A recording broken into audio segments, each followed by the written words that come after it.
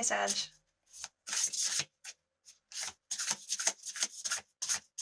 Welcome to your monthly tarot for June.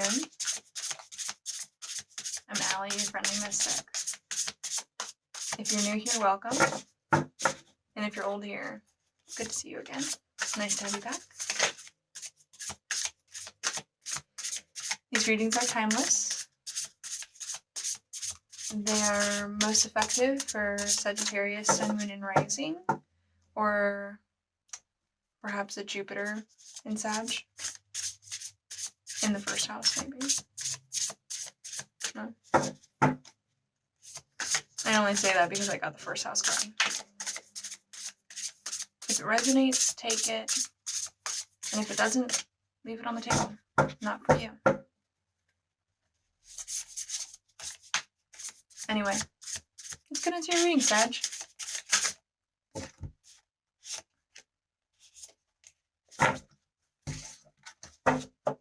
I am using the...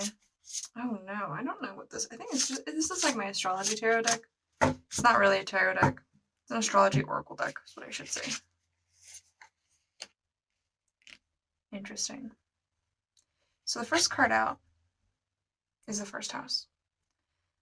The sun is going to be opposing Sagittarius when this video comes out in June. Happy birthday to us Geminis. So I wonder if, especially if you're a Sagittarius rising, if somehow, and I see it's interesting because I have Leo ruled by the sun in reverse, if this opposition, this solar opposition to your Sagittarius placement or your rising is somehow, for those who this is timely for, is somehow bringing about questions about who you are in reflection to others. And how do you express that? How do you express that without it becoming an ego battle? Sun, Leo, reversed. And I think this is growing in the consciousness with the waning gibbous. This is something that's growing and developing for you. Particularly around the time the moon enters your sign, when we have the full moon in Sagittarius during Gemini season. I feel like this reading in particular is going to be very timely, but the overall message can definitely resonate for those beyond this. And then we have a square in reverse. So there may be some tension and, there may be some tension, some friction around these energies or around the question of who am I? Who am I if I'm not seen? And who am I when I'm witnessed? It's really important that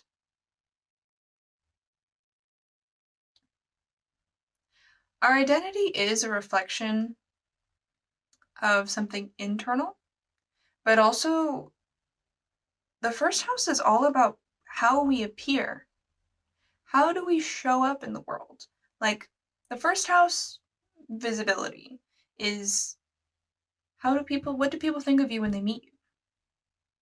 And other people in the world for us are mirrors to reflect back to us what they can see that we can't from the first person mode. They have third person mode on you. They can see behind you. They can see other angles of you that you might not be privy to because you're the spirit in the meat suit. You're the spirit in the meat suit.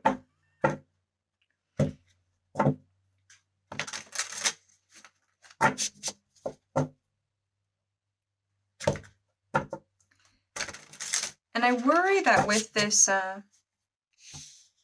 with the square in reverse, that you are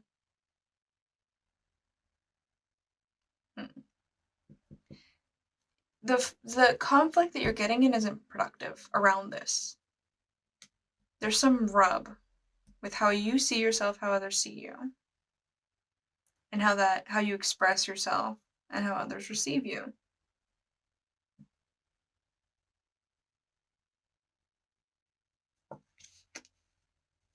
There needs to be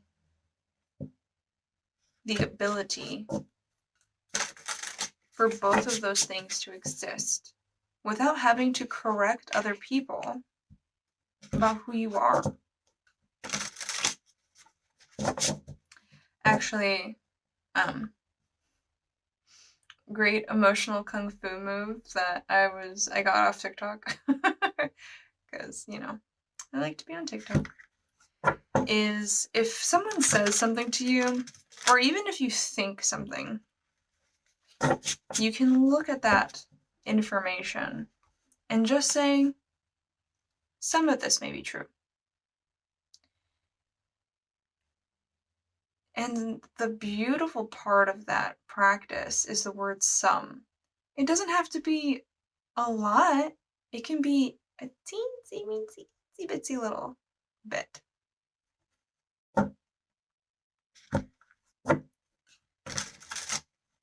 And then you can kind of diffuse whatever it is that you feel like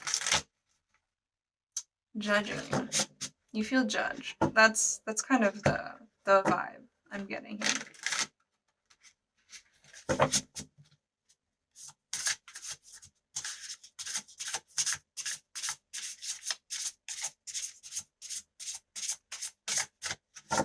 Spirit, what other messages can I communicate? You need me to communicate to this Leo. Oh, Leo. I'm sorry. It's because we have the Leo card out. Sagittarius. I know who you are. Oh, funny. So the number 1 came out. There's definitely this. You desire. This is why the square is so difficult for you. Or this conflict, whatever this conflict is. You desire to make these two things, the way you're perceived and the way you see yourself, to be one thing. You want them to be cohesive. You want it to be singular. But that is just not how it works. It is just not how it works. I think perhaps the way to get to this unification, the way to get it to, I guess, a lack of cognitive dissonance, is just to allow there to be multiple ways, you to be multifaceted. Can you be an angel and an absolute asshole at the same time? Probably. I know a lot of people who are like that. I know I am. So let go of the need to, like, this is such a sad thing. Just, there's one truth. There's one, I'm gonna find it. I'm gonna grab it. There's just one. There's just one truth. And as a Gemini sun, I have to tell you that there are many truths. And none of them and all of them are true at the same time.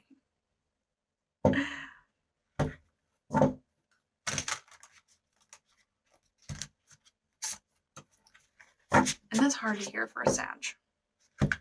Because you really want the truth of who you are to be known.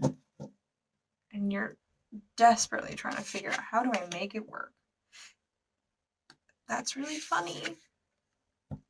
Because when I was shuffling, I saw the 11 reverse, or I think it was on the bottom of the deck. Now here it is. This one's interesting. Here, I'll show you the card a little deeper. But we have a tree of life here. Ah, okay, that's funny too.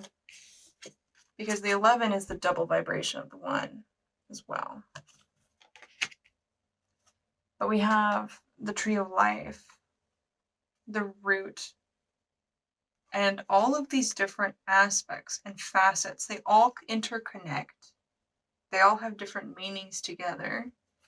It's a lot like being able to look at the sky. At least this is the mysticism of the 11th, or the 11 that I understand, numerologically speaking. It's like being able to look at the sky and see the activity of each planet, if you're an astrologer, or you're interested in astrology, and not see them as disparate, ununified elements doing their own thing, but to see them as a cohesive, single, unified structure.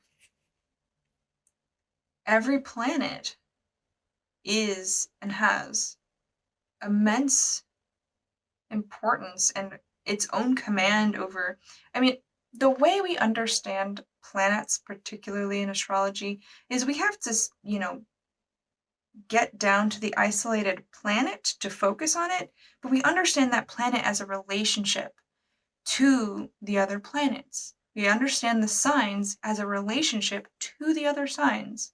We understand Venus in relationship to Mars, and Mars in relationship to Saturn, like all of these, it's missing the forest for the trees. If you just think of the planets and as yourself, and these are all different facets of you. If you think of them that way, as just there's only one truth about who you are, you will box yourself in and do no one any good. Also be willing to receive criticism. So I think when I see the 11 reverse, it's very much not seeing the forest for the trees. Let's see. What else, Spirit?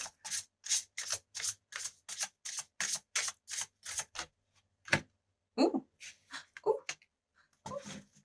Sorry, it drew itself. That was very interesting.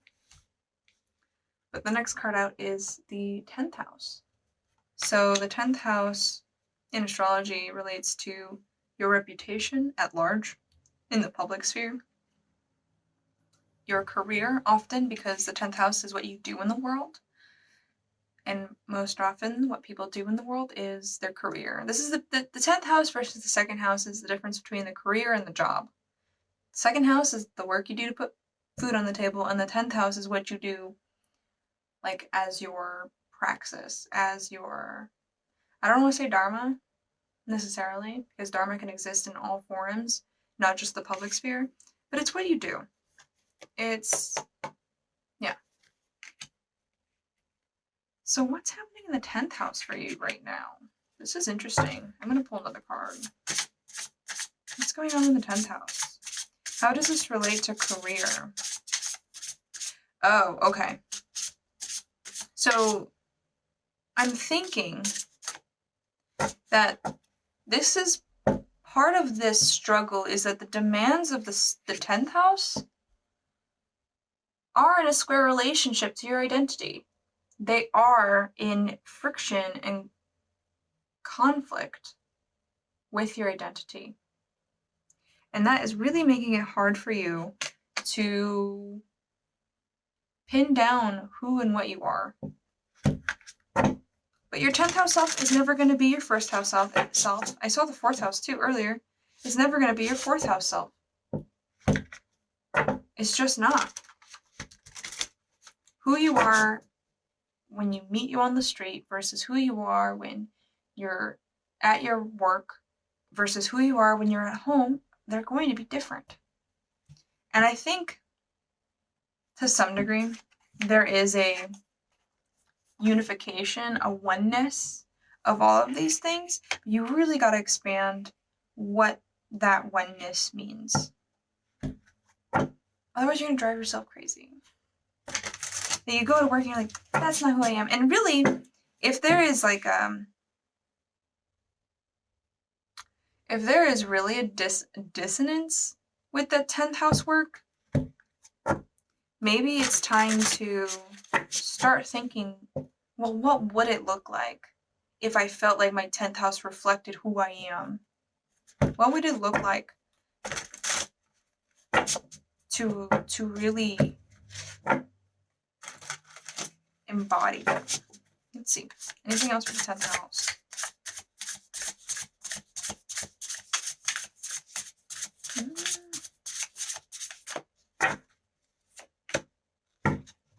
Second house. Oh, okay. That explains it. So we have the second house in reverse, which I want to just show you this card. It's a very interesting second house card to me. Let's look at that. Isn't that cool? That's just really dope. Anyway, second house in reverse. Second house is the money, the finances, the bread on the table. It's the things that the work that you put out in order to receive something back. It's personal possessions and belongings. And I wonder if you are really stuck in what you want it to be a 10th house position. You want it to be a 10th house career, but right now it's a second house job. And it's not serving you well. So if you do have this conflict here, with the 10th house being, this is not my career, come to the understanding, for one, this will just alleviate some friction for you now, is just to understand that what you do in the second house isn't the 10th house. The job you have that puts bread on the table right now isn't the 10th house career, and that's okay. That is very common for a lot of people, that they have to have something else happening in the second house.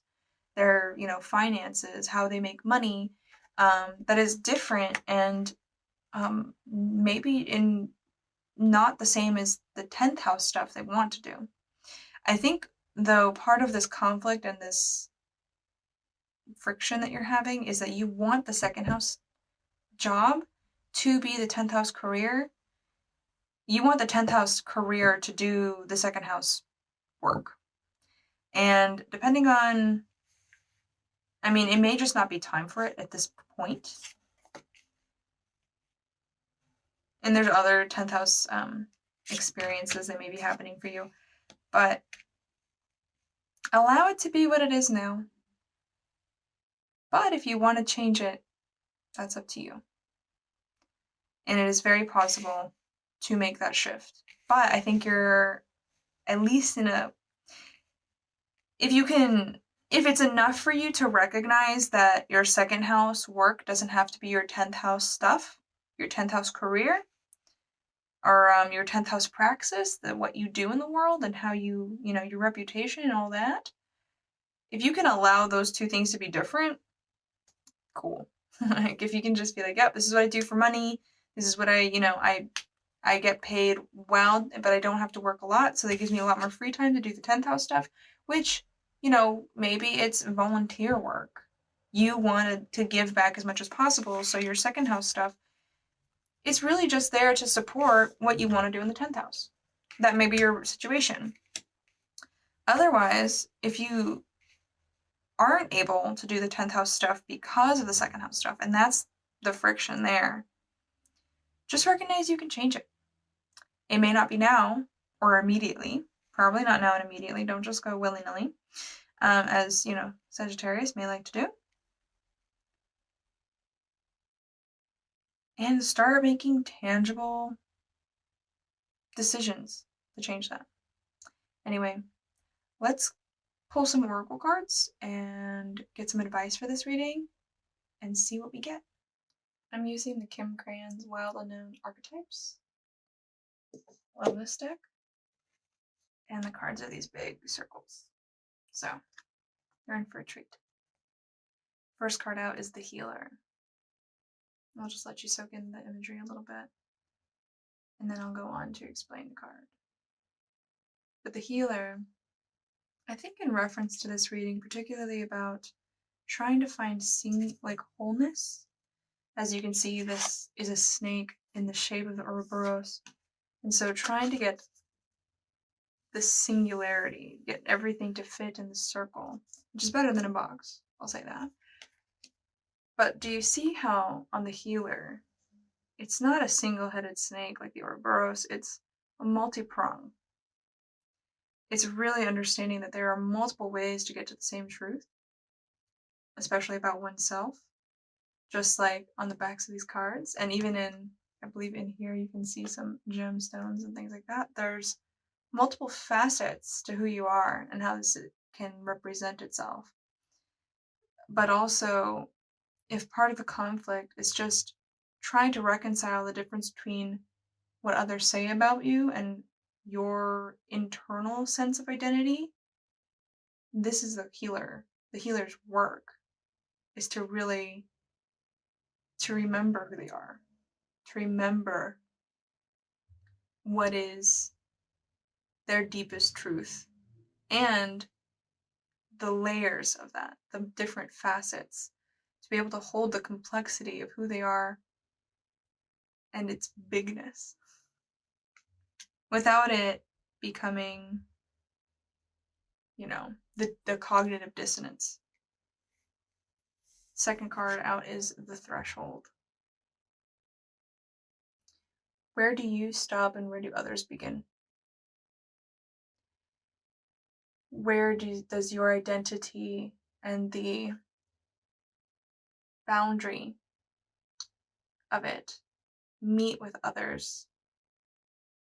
And in some way, the only way to understand your identity, the only way to really get some kind of understanding is, like we talked about earlier, is that other people are mirrors and reflections, and they meet you at the boundary. A lot of the time, I'm being brought to the womb space, like when you're in the womb and you're in the amniotic fluid, and there is no separation between you and mom. It is all one thing. You don't know where that your skin even is. You feel everything. You don't make that differentiation. Even as babies, we rarely make that differentiation of, oh, that is different from me. That is different from self. Where this is, it's not until you meet with someone meets your edge, and you meet your edges meet together, that you understand. This goes for boundaries too, like your emotional boundaries, your physical boundaries. Sometimes there's a need for that pressure and to feel each other, the friction, to get a better idea of who you are. And for those of you where the 10th house and 2nd house friction and conflict is really causing issue, the thread is, I believe, the most applicable card in this regard. But the thread is that pulse of life, that thing that gives us excitement. Not excitement like, ooh, I get to go out to a party, or oh, I get to go jump out of an airplane kind of excitement, but that the reason for living. Why did you come here? What is it that you want to do? Are you living that 10th house life? What you want to do in the world? And does it also have to meet your 2nd house needs, your finances? Or can you find a balance and be okay with the 2nd house job helping you grab the thread? If anything, this 2nd house dissatisfaction, job, dissatisfaction with the finances, the income, perhaps it's just there to give you contrast. Again, the threshold, to be like, oh, this isn't working. It gives you the perspective to understand that that's not who I am. So sometimes you have to experience the contrast or what you're not in order to find your thread. Anyway, that's your reading, Sagittarius. If you enjoyed that, please leave me a like. If you aren't subscribed already, you may as well do so. You made it all the way to the end. And if you're interested in a personal reading, I have a link in the bio to my website with all other fun information, to my Patreon, things like that. And I love you. I hope you have a good day.